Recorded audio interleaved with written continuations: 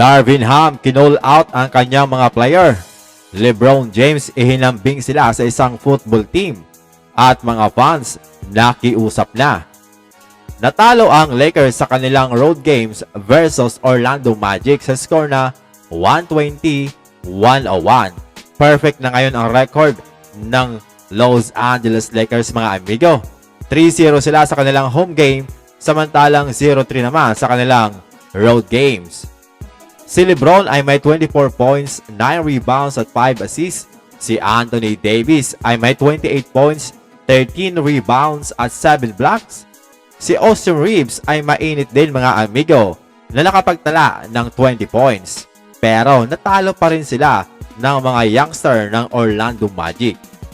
Ito kasi ang naging problema nila mga amigo. Napakahina nila sa depensa at gaya ng sinasabi ko, ang laging target nila walang iba kundi si D'Angelo Russell kasi siya ang pinakamahina sa depensa at hindi niya ito naitago mga amigo sapagkat nag-struggle siya sa opensa. Nakapagtala lamang si D'Lo ng 11 points, 4 of 17 from the field at 1 of 10 from 3-point area. Sobrang lala niyan mga amigo. Kung naka-score man lamang siya ng at least 20 points, may pag-asang manalo ang Los Angeles Lakers. Pero ang biggest problem nila mga amigo ay ang kanilang naging rebounding. Na-out-rebound sila ng Orlando Magic 51-40. 19 doon ay galing sa offensive rebounds na nagresulta naman sa 36 points na second chance points. Sa points in the paint, 60-52 at sa fast break, 15-5. So nakikita niyo mga amigo, lamang na lamang talaga ang Orlando Magic. Kaya kapag ganyan, mahihirapan talagang manalo ang Lakers. So nangangahulugan mga amigo, ang problema ay kulang sila sa effort para kunin ang rebound. Talo pa din sila sa assist 29-17. Hindi naman ibig sabihin mahina ang ikot ng bola. Hindi lang talaga pumapasok ang mga tira kahit libre na. Dahil sa kakulangan sa effort para kunin ang rebound, ay dismayado itong si Coach Darvin Ham at sinabing hindi ka naman daw pwedeng gumuhit ng play para makakuha ng maraming rebound. Kailangan nilang kunin ang bola.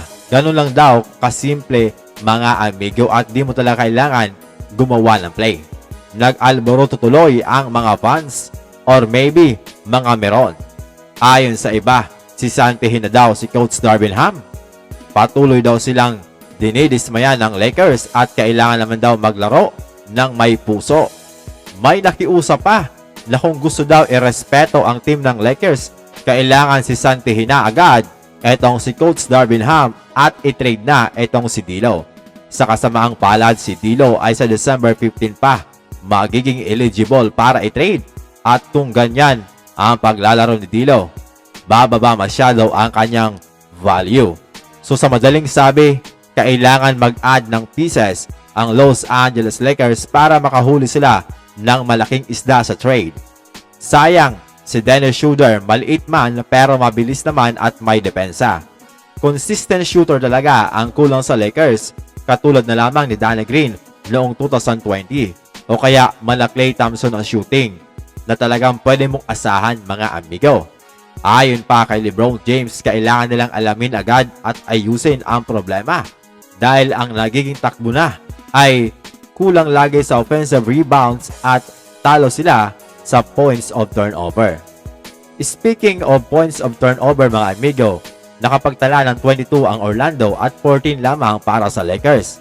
Ikinumpara pa ni LeBron ang Los Angeles Lakers sa isang football team na Pittsburgh Steelers na hindi naman daw na-outscored ang kalaban pero nananalo. Ang Steelers ngayon mga amigo ay 5-3 ang record. Kailangan talaga ma-address ng Lakers ang kanilang napakalaking problema. Ano kaya mga amigo, sa player ba ang problema o sa sistema ng coach?